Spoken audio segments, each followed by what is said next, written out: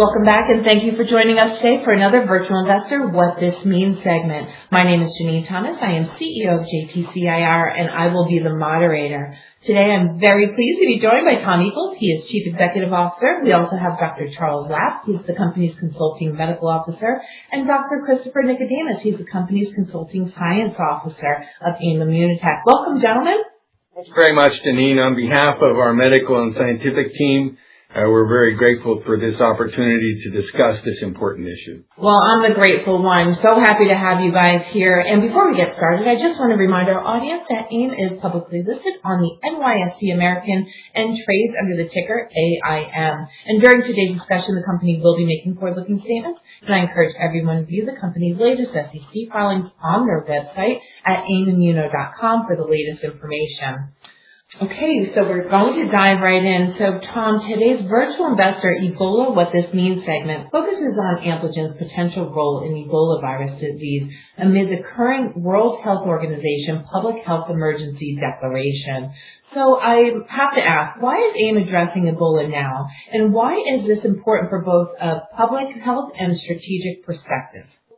Janine, the current situation with the outbreak of the Bundi-Bujo variant of Ebola is very serious because unlike the prior dominant strain that we've seen in outbreaks over the past several years, which are very close to or clearly in the space of the Zaire variant, the Bundi-Bujo variant does not have a therapeutic or a vaccine or any kind of a prophylactic that helps to prevent infection for those people who are exposed to the virus.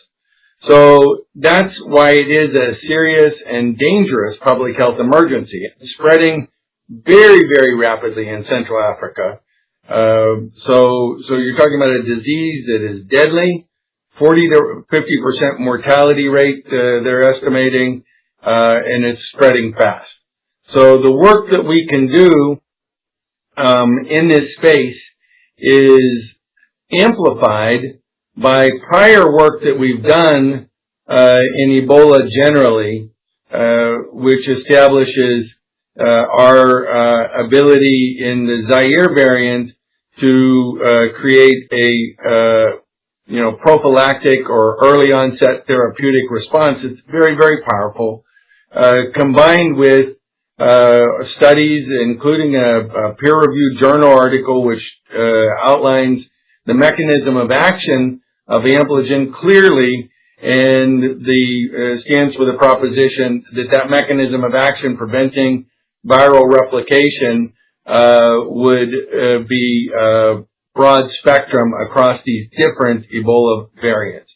So we have a tremendous need due to a lethal public health emergency, and we have research that we've done so far that helps us to believe that we can make a difference in preventing infections or helping to resolve early onset infections, which is critical in stemming the spread of such a vicious and deadly virus.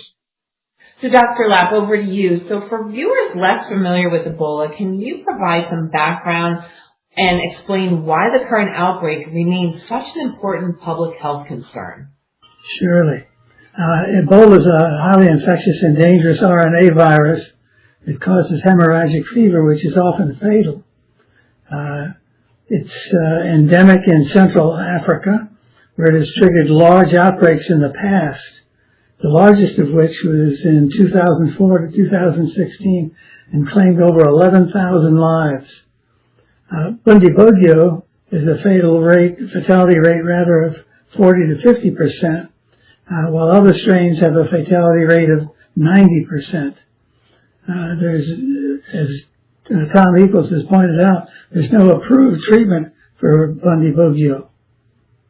As of May 26th, that's just 3 days ago, the CDC reported 764 suspected cases of Bundi-Bujo and 176 deaths.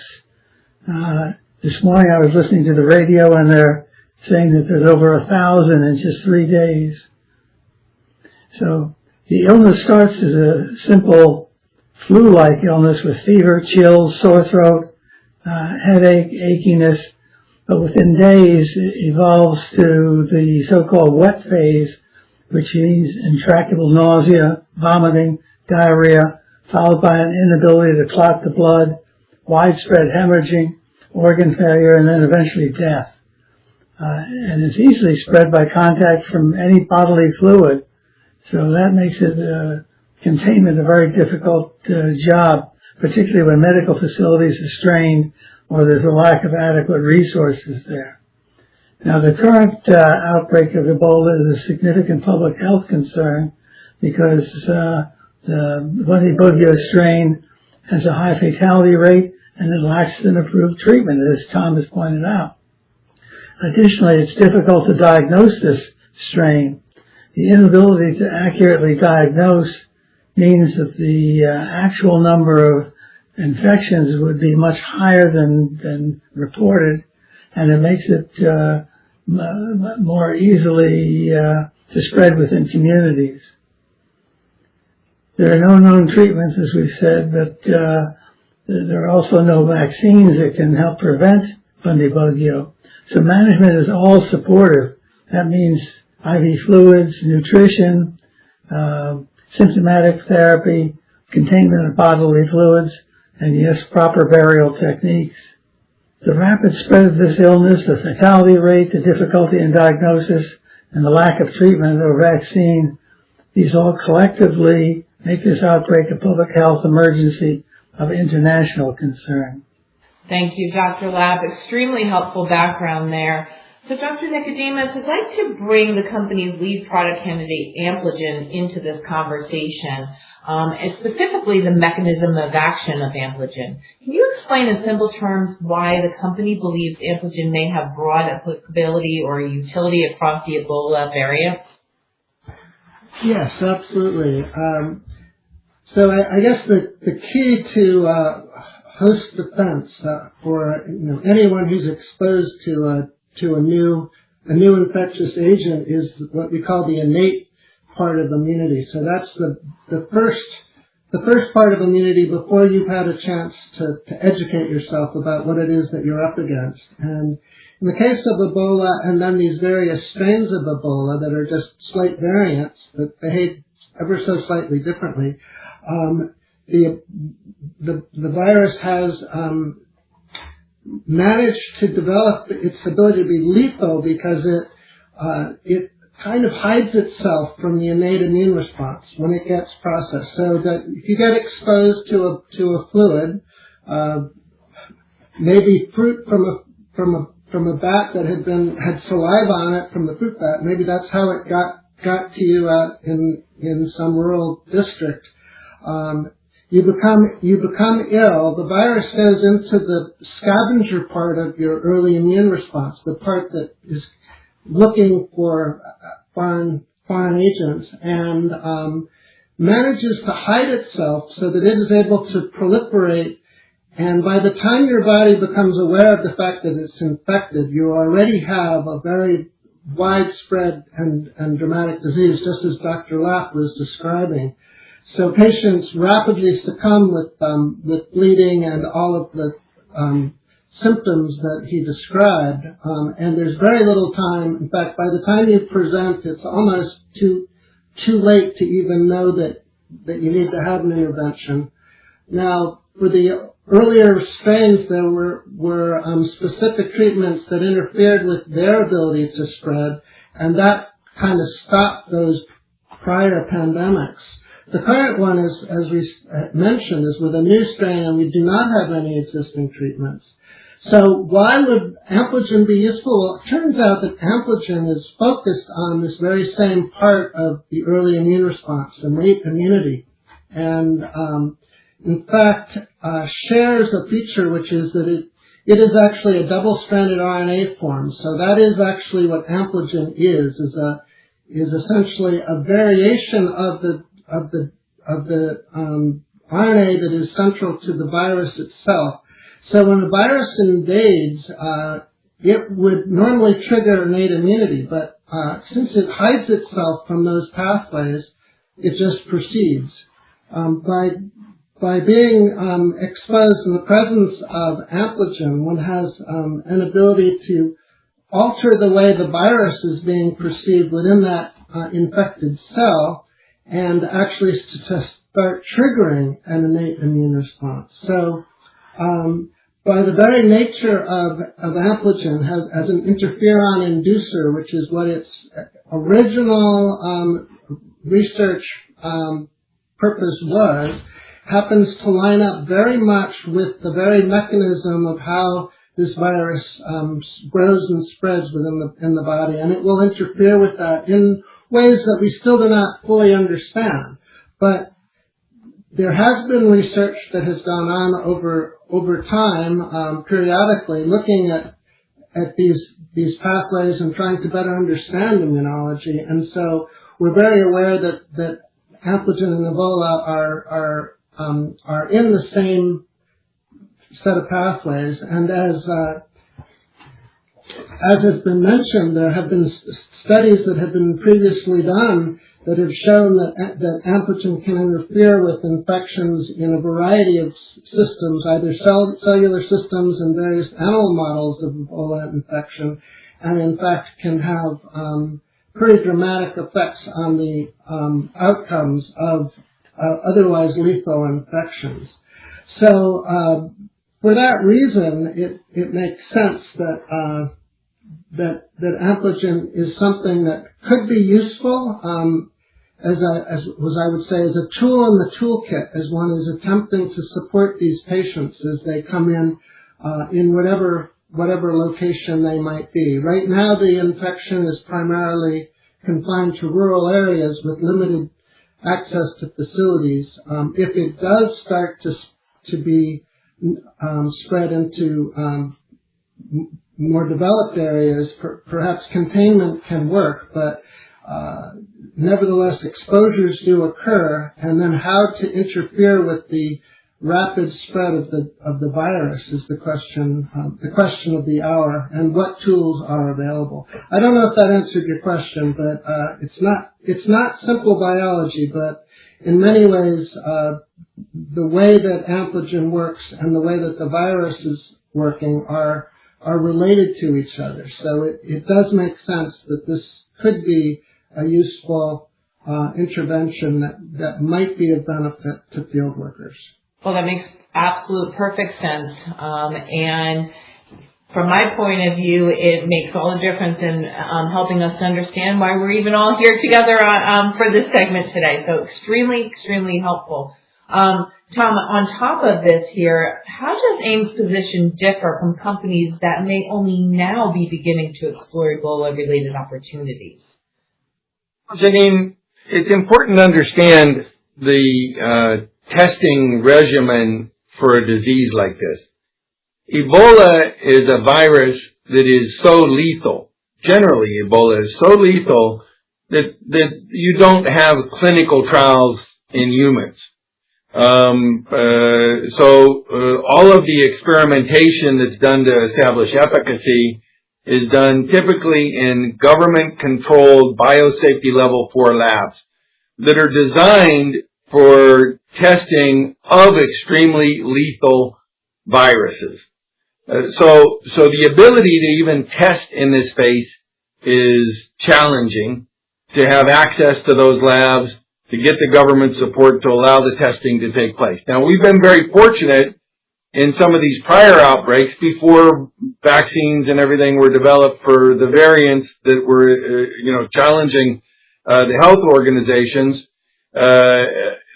to have had access to government studies by the United States at USAMRIID, that's the United States Army Medical Research Investigative Facility, which is a biosafety level 4 lab, as well as in Canada by the government of Canada. And there have been 2 studies in animal models testing amplogen's potential. In these studies, amplogen in both studies showed a dramatic impact on infection, and survival, depending on the structure of the study.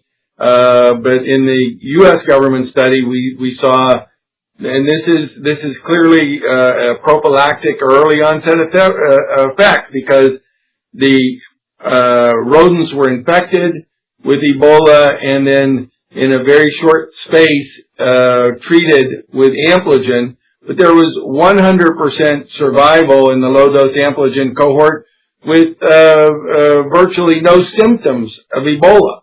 So that shows a dramatic impact. In another study conducted in Canada, there was a very significant survival advantage of, I believe, slightly over 50%. But that was in a study where the exposure to infection continued for several days beyond the administration of the Ampligen. So it was showing a survival impact, but arguably one that, as the effect of the Ampligen wore off, could lead to additional infections and deaths in the animals.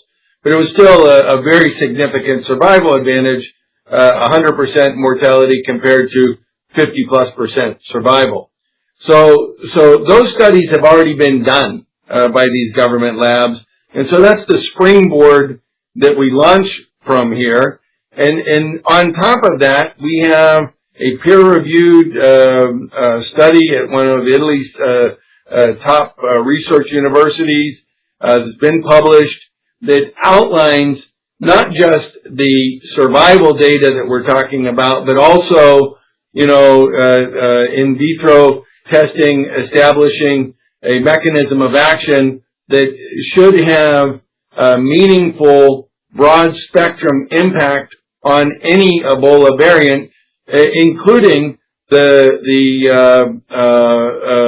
Bujo variant. Now, that takes us to the place we are right now, and we have a very strong commitment, and we've in fact said that our sole priority is the progression of our clinical trials that have thus been very powerful drivers for us getting into a phase 3 pancreatic cancer trial, and we're still doing that.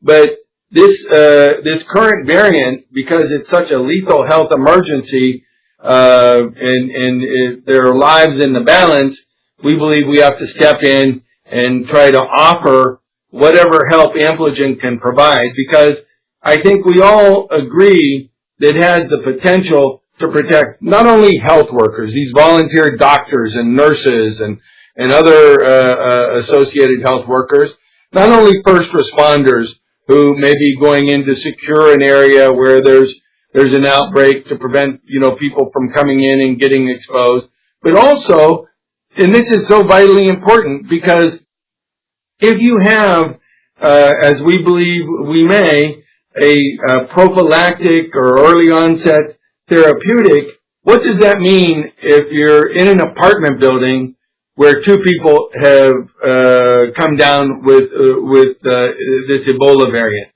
It means that those people who are not yet showing symptoms, who may have just been exposed or potentially exposed, have some hope of preventing infection. What does that mean for the healthcare worker who, even though wearing hazmat or protective clothing, is working every day, long hours, in an environment where you're clearly exposed to high levels of this virus?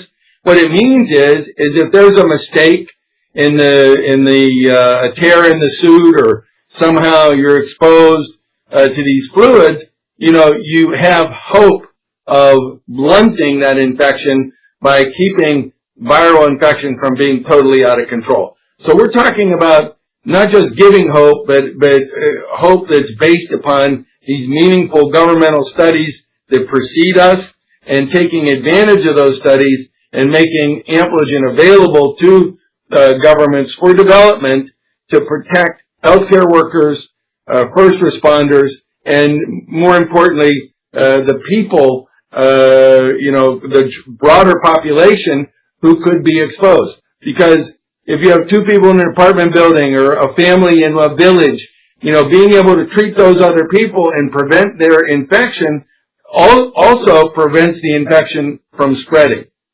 It gives hope and protection. What happens if you don't have something like that? People flee those areas and potentially spread the disease in an ever broader, expanding circle.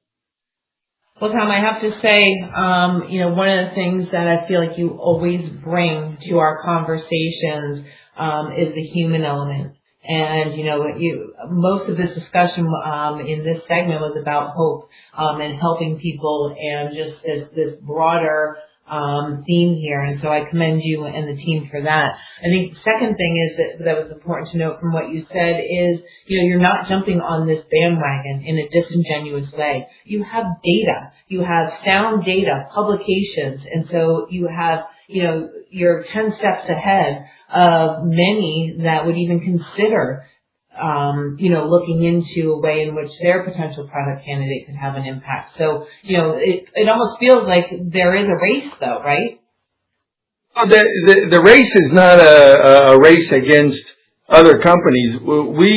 This is a horrible disease.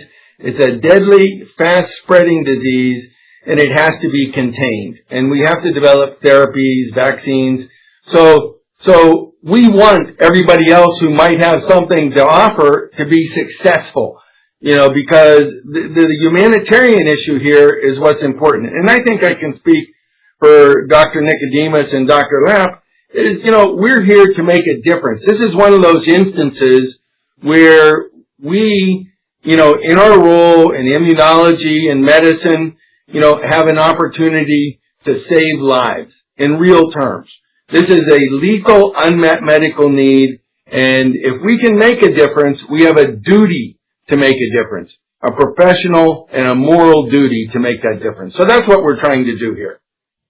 Excellent. Makes perfect sense, and thanks for that. So, Dr. Nicodemus, over to you. Beyond Ebola itself, what broader message does this initiative send about preparedness for emerging viral threats?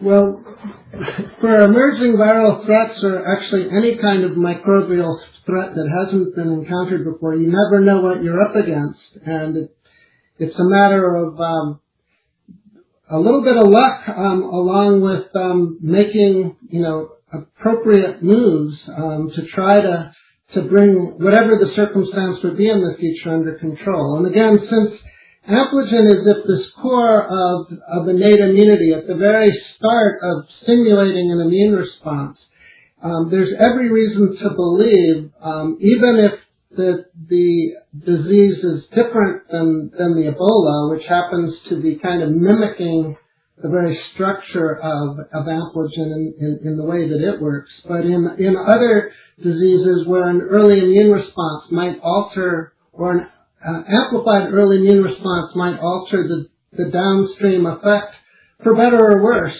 it would be a useful agent to have available and to try in carefully controlled settings. And again, going back to the toolkit analogy, when you have to be prepared to deal with the unknown, you want to have a set of tools that will be useful and make a difference on what you're up against. And for the case of Ampligen, it is a tool that is very active and does alter the way immune responses progress. So therefore, not knowing what such a future disease would be, still, if I had to have a toolkit, I would prefer to have Ampligen available to me in that toolkit, assuming I was up against the unknown.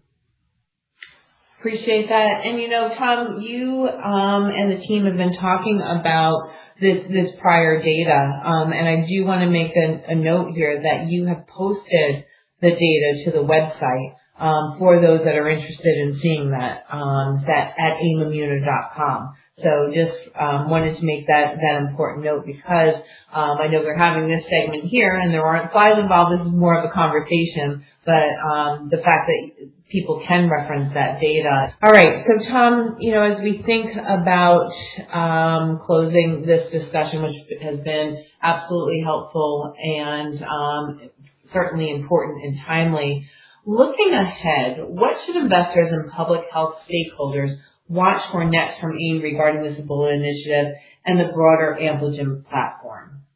Well, at this point in time, AIM is taking next steps, which involve reaching out to different governmental entities and agencies like the World Health Organization in order to let them know or remind them of the positive data that's been accumulated in these other variants and the analysis of that data that's set forth in the peer-reviewed article I mentioned, but also to let them know that we will cooperate fully in doing what needs to be done to move forward. It's important to note that both the United States as well as the European Union have granted AIM and Ampligen orphan drug designations for Ebola virus disease. And those orphan drug designations carry certain benefits and acknowledgments with them, one of which being recognizing the danger of this particular disease, that we do have sort of maybe a little bit of an edge in saying we'd like your help in designing fast track status, things like that. But also remember, any testing that has to be done in these biosafety level 4 facilities. Almost all of those facilities are government controlled facilities. I'm not saying all of them are, but typically it's some form of government controlled facility. So getting access for the additional testing that might need to be done is extremely important too. So the work we've done in front of this problem lends itself to opening those doors. And I want to make a point too, because there are two areas that we're working in now that involve highly deadly diseases, and we've committed ourselves to move forward in late-stage pancreatic cancer. Our metastatic pancreatic cancer trial is ongoing in the Netherlands at Erasmus Medical Center right now, and we're not backing off of that. We're pushing forward there as well, because between the United States and Europe, over 100,000 people a year are dying of late-stage cancer, pancreatic cancer. Worldwide, almost 500,000. So this is again an area where we have an obligation to keep the ball moving forward. Tom, excellent. Gentlemen, this has been such an important discussion. Really appreciate your time. And with that, this does conclude the ImmunoTech What This Means segment. I'd like to thank Tom Equals, Dr. Lab, and Dr. Nicodemus for joining us today. I'd also like to thank our audience for your time and attention. And if you like what you saw today, I encourage you to visit AIM's website at aimimmuno.com and follow their social channels on X, LinkedIn, and Facebook to stay current on the latest information. Gentlemen, such an important discussion. Thank you for your time and wish everyone a great rest of your day.